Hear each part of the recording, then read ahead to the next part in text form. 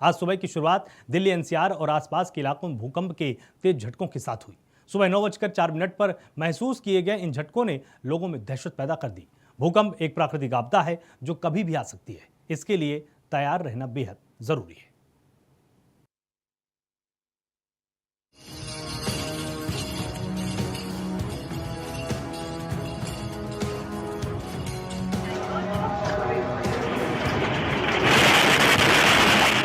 उत्तर प्रदेश, दिल्ली और हरियाणा में भूकंप के तेज झटके महसूस किए गए हैं।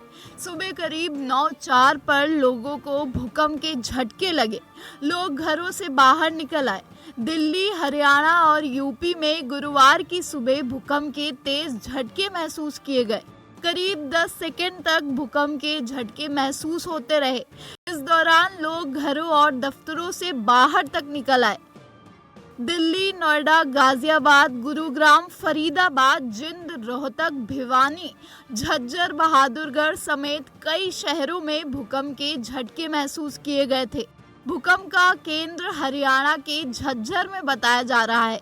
इसका केंद्र हरियाणा के झज्जर में जमीन से लगभग 10 किलोमीटर नीचे था। भूकंप के झटके इतने तेज थे कि कई इमारतों में लगे पंखे और अन्य सामान हिलते हुए देखे गए। लोग अपने घरों और दफ्तरों से बाहर निकल आए। हाँ सर, मैं अचानक रूम में बैठा हुआ था, फोन चला रहा था और अचानक फोन मेरा हिलने लगा और मैं भी हिलने लगा। अचानक मेरा पैर भी हिलने लगा तो मेरे को लगा कि भूकंप आया। फिर मैंने बाहर निकल कर देखा और लोगों से पूछा तो लोगों ने बताया हाँ भाई सही भूकंप आया हुआ है और भूकंप का रफ्तार बहुत तेजी से था सर। हाँ सर, मैं तुरंत रूम से बाहर निकला और लोगों से पूछा भी तो लोगों ने बताया हाँ भाई सही निकल रहा है। सारे लोग बाहर निकलने लगे, जो गाड़ियां थी गाड़ियों से भी लोग बाहर निकलने लगे, लोगों की गाड़ियां हिलने लगी, लोग बताते थे ऐसा।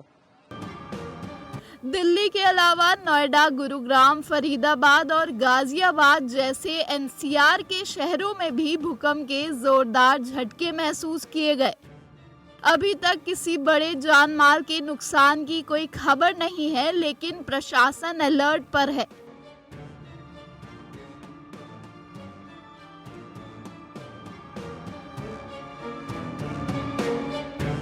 भूकंप के समय यदि आप घर के अंदर हैं तो तुरंत झुक जाएं।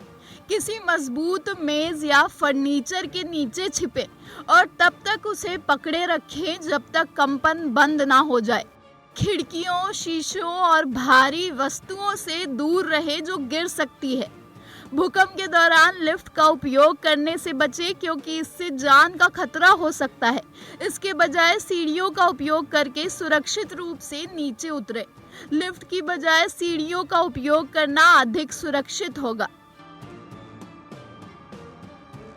अगर आप बाहर हैं तो किसी भी इमारत, पेड़, बिजली के खंभे या तारों से दूर एक खुले क्षेत्र में चले जाएं।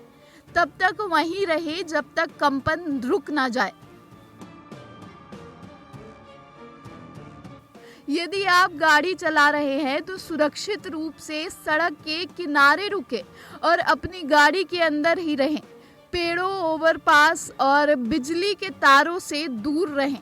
कंपन रुकने के बाद सावधानी से आगे बढ़ें। भूकंप के बाद क्षतिग्रस्त इमारतों के पास जाने से बचें क्योंकि ये कभी भी गिर सकती है और जान माल को खतरा पहुंचा सकती है।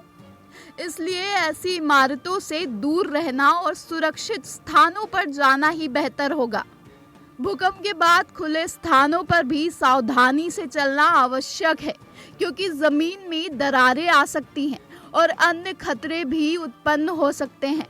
इसलिए सावधानी और सतर्कता बनाए रखना महत्वपूर्ण है। यदि आप भूकंप के कारण मलबे के नीचे फंस गए हैं तो सुनिश्चित करें कि आग के जोखिम से बचने के लिए माचिस की तीली ना जलाएं। ऐसी स्थिति में जितना हो सके उतना खुद को शांत रखने की कोशिश करें और किसी भी प्रकार के मूवमेंट को करने से बचें। अगर आपके आसपास को मेटालिक वस्तु या सिटी है तो उसको बजाएं ताकि अन्य लोगों को पता चल सके कि आप कहाँ हैं और आप तक आवश्यक मदद पहुंचाई जा सके।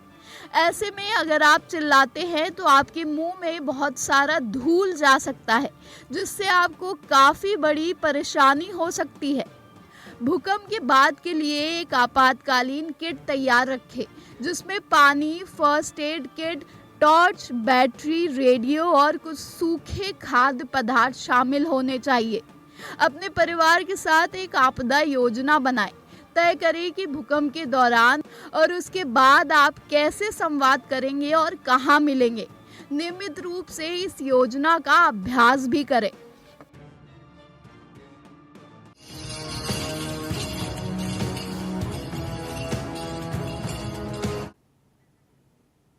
याद रखें, तैयारी जीवन बचाती है। इन सुरक्षा उपायों का पालन करके आप भूकंप के दौरान अपनी और अपने परिवार की सुरक्षा सुनिश्चित कर सकते हैं।